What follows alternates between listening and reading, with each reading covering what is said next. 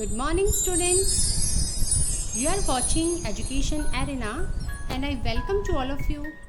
Students, we are discussing on a topic of class 10th, that is a poem, How to Tell Wild Animals. Students, इस video के first part में हमने इस poem को start किया था, इसके रेसिटेशन और इसकी एक्सप्लेनेशन को किया था और आज इसी पोएम के सेकंड पार्ट में हम डिस्कस करेंगे इस पोएम के सेंट्रल आइडिया के बारे में और इस पोएम में यूज्ड मेजर लिटरेरी डिवाइसेस को। ये वीडियो आपको इस पोएम से जुड़े हुए किसी भी क्वेश्चन को एग्ज़ाम में बहुत अच्छी तरह से अटैम्प्ट करने में और ज़्यादा स्कोर करने में बहुत ही यूज़फुल होगी। So students, let's start our video. How to tell wild animals. ये पोएम क्लास 10th के सिलेबस में है और इस पोएम को लिखा है कैरोलिन वेल्स ने। कैरोलिन वेल्स अमेरिका की एक जानी मानी पोइटिस हैं और उनकी लाइफ पीरियड रहा है 1862 से 1942 तक। फर्स्ट ऑफ ऑल हम जानेंगे वेल्स के बारे में कुछ ज़रूरी इंफॉर्मेशन।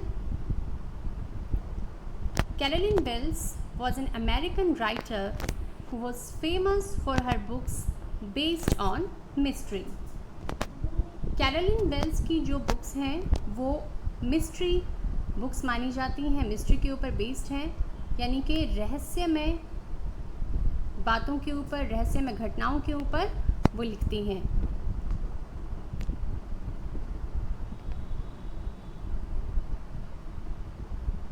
कैरोलिन वेल्स के कुछ फेमस जो बुक्स हैं उनके बारे में हम जानते हैं। At the sign of the sphinx 1896 में इन्होंने लिखा था इस बुक को और ये बुक उनकी एक रहस्यमय जो उनका एक लेखन शैली है उसका एक बहुत ही अच्छा एग्जाम्पल है। एक और बुक जिस बुक ने उन्हें बहुत फेमस बनाया वो है the Jungle Book and this was written in 1899। एक और बुक जो कि उनकी एक फेमस क्रिएशन मानी जाती है वो है द स्टोरी ऑफ बैटी और ये बुक भी उन्होंने लिखी थी 1899 में। बच्चों, अब हम डिस्कस करते हैं जो पोएम हम स्टार्ट कर चुके हैं, how to tell wild animals, उसके सेंट्रल आइडिया या उसके थीम के बारे में। The poetess has described the characteristics of various wild animals in a humorous way. ये जो पोएम है वो किसी बहुत ही डीप मीनिंग को कंटेन नहीं करती और ना ही ये कोई मिस्टीरियस पोएम है जिसके लिए वेल्स जानी जाती हैं। एक बहुत ही सिंपल पोएम है और इसके बारे में कोई बहुत उन्होंने छिपी हुई बात नहीं लिखी है। आप इस पोएम को जब रीड करते हैं तो उससे जुड़ा हुआ जो आइडिया है वो बिल्कुल क्लियर हो जाता है।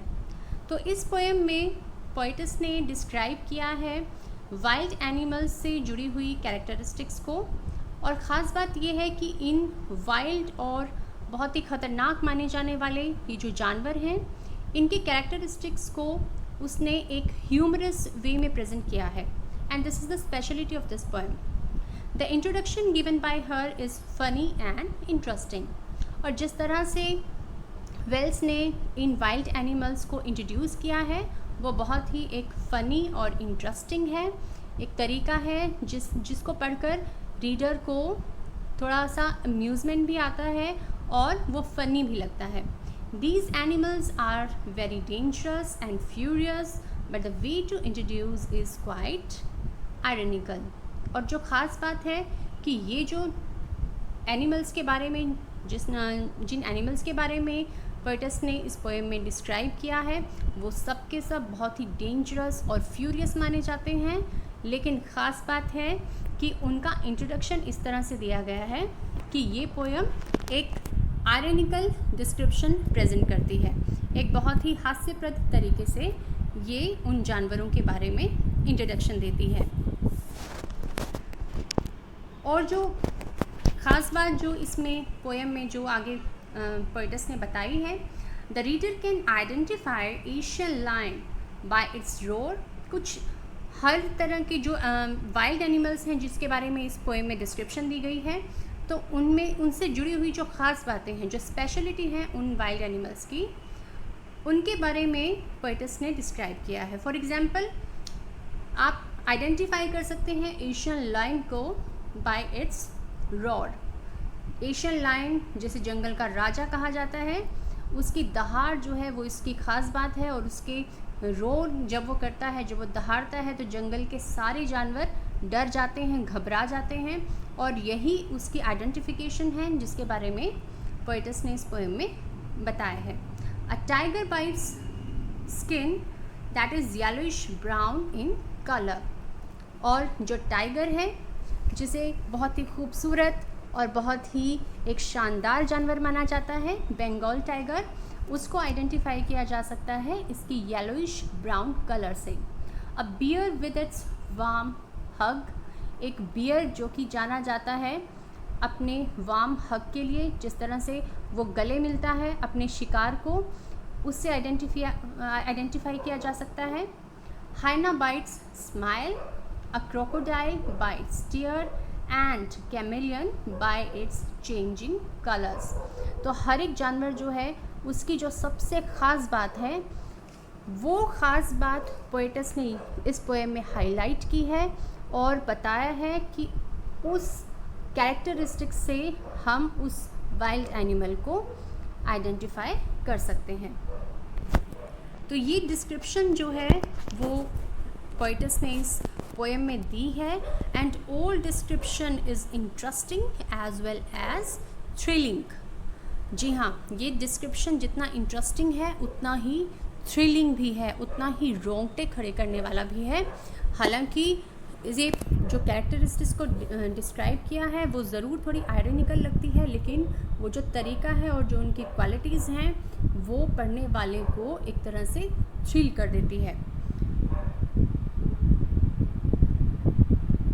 अब हम जानते हैं कुछ मेजर लिटरेरी डिवाइसेस के बारे में जो कि इस पोएम में यूज़ की गई हैं। First of all, rhyme scheme. Rhyme scheme किसी भी पोएम का हम जो एक कहते हैं जो तुकबंदी होती है, जो उसको जो हर एक पोएम की जो लाइन है उसका जो लास्ट वर्ड है वो आपस में जिस तरह से मैच करता है, वो उसकी राइम स्कीम को क्रिएट करता है।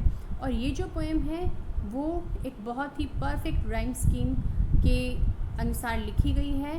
वो है ए बी सी सी।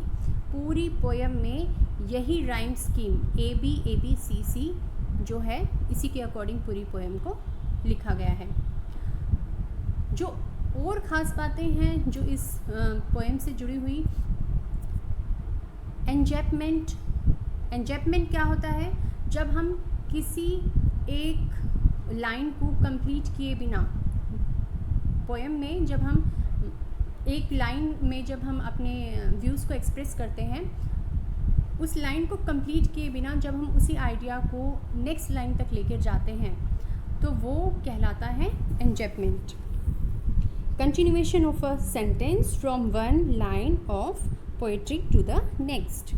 और इस पोएम में ये एग्जाम्पल हमें देखने को मिलता है, जैसे अगर हम स्टेंजा 1 में देखें, एंड इफ देयर से एंड टाउनी बीस तक, ये पोएम, ये जो दो लाइनें हैं वो एक ही लाइन को कंटिन्यू किया गया है दो अलग अलग लाइनों में, यानी कि जो लाइन है फर्स्ट लाइन वो कंप्लीट नहीं होती, उसे सेकंड लाइन में कंटिन्यू किया गया है। इसी तरह से स्टेंजा 4 में हम देख सकते हैं, if when you are walking creature there. ये जो दो लाइनें हैं वो एक ही लाइन का पार्ट हैं। इस पोएम में यूज़ हुआ है इन्वर्शन। इन्वर्शन क्या होता है? जब सेंटेंस के एक जो सेट पैटर्न है, जब उसे चेंज कर दिया जाता है, जब उसके फॉर्मेट को चेंज कर दिया जाता है तो उसे इन्वर्शन कहा जाता है, change in the format of a sentence. और इस पोएम में हमें ये देखने को मिलता है।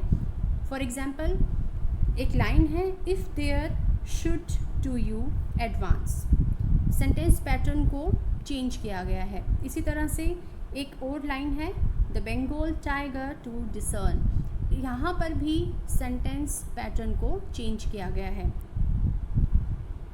अगली जो लिटरेरी डिवाइसेस हमें देखने को मिलती है वो है एल्यूजन।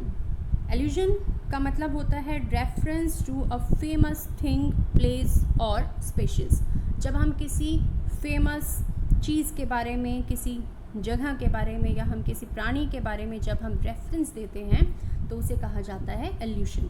और यहाँ पर इस पोएम में हमें देखने को मिलता है एशियन लायन का रेफरेंस दिया गया है, बंगाल टाइगर का रेफरेंस दिया गया है, तो यहाँ पर एल्यूजन का यूज़ किया गया है इस पोएम में।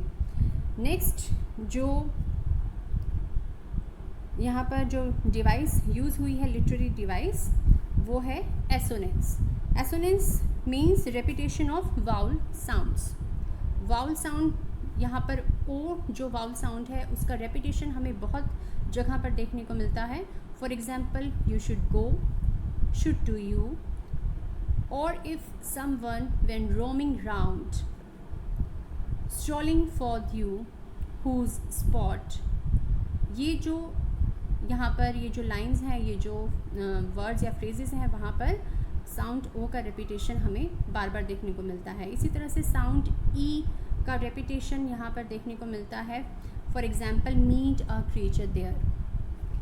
कॉन्सोनेंस यहाँ पर इस पोएम में यूज़ हुआ है। Consonance means repetition of consonant sounds. तो यहाँ इस पोएम में जो ल साउंड है वो रिपीट हुई है।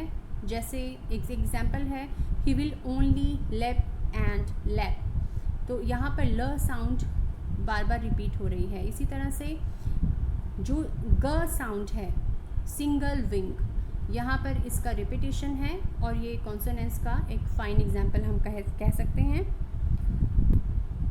इसके बाद जो लिटरेरी डिवाइस यहाँ पर यूज़ हुई है वो है एलिट्रेशन। एलिट्रेशन का मतलब होता है, जिसे हम हिंदी में कहते हैं अनुप्रास अलंकार, यानी कि जब कोई शब्द या कोई वर्ण जब बार बार आता है तो वहाँ पर एलिट्रेशन का हम कह सकते हैं कि इस्तेमाल हुआ है। तो इस पोएम में एलिट्रेशन का एग्जाम्पल आप दे सकते हैं, जैसे रोमिंग राउंड, यहाँ पर जो आर है, जो र है, उसका रेपिटेशन है। इसी तरह से ही हैज़, ह या एच जो है लेटर वो यहाँ पर रिपीटेड है। हु हग्स, यहाँ पर भी रिपीटेशन देखने को मिलती है। व्हेन वॉकिंग, व्हेन वॉकिंग में भी एलिट्रेशन है। इसी तरह से बी बियर, यहाँ पर भी एलिट्रेशन का एक एग्जाम्पल है। और नोविस नॉन प्लस, यहाँ पर भी एलिट्रेशन का आप एक सुंदर उदाहरण देख सकते हैं। तो ये कुछ मेजर लिटरेरी डिवाइसेस हैं जो कि यूज़ हुई हैं इस पोएम में। और ये जो आपका इस तरह से अगर आप किसी पोएम को, अगर आप उसके सेंट्रल आइडिया को, उसके लिटरेरी डिवाइसेस को आप डिस्कस करते हैं तो ये बहुत ही हेल्पफुल रहता है आपको एक अच्छा स्कोर करने में। तो आज के वीडियो में हमने डिस्कस किया जो पोएम हमने लास्ट वीडियो में स्टार्ट की थी, how to tell wild animals, और उसके सेंट्रल आइडिया और लिटरेरी डिवाइसेस को हमने इस वीडियो में आज यहाँ पर डिस्कस किया है। आई होप कि आप सभी स्टूडेंट्स को ये वीडियो पसंद आएगा और ये आपके नॉलेज को इन्हेंस करेगा और साथ ही आपको कुछ नई इन्फॉर्मेशन भी इसके बारे में ज़रूर देगा। So students, this is all about this video and thanks to watch this. और फिर मिलते हैं किसी नई वीडियो में किसी नए टॉपिक के साथ। Till then, have a nice day, good bye.